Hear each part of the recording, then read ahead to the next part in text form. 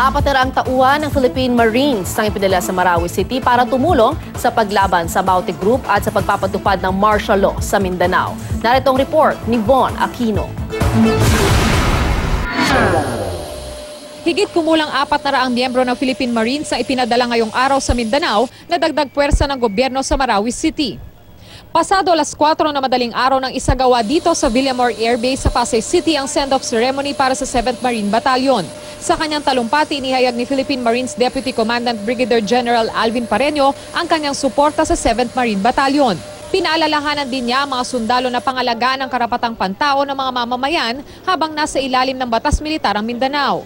But before we send you off, I just want to emphasize the need to value human rights, especially that the entire Mindanao is under martial law.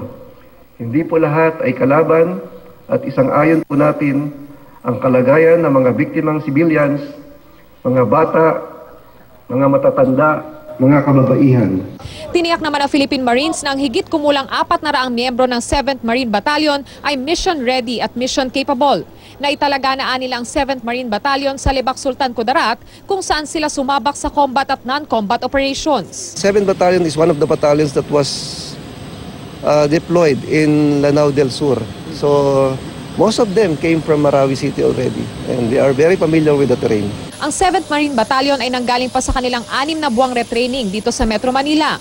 Pasado alas 5 ng umaga na magsimulang umalis ang 3 C-130 plane patungong Cagayan de Oro.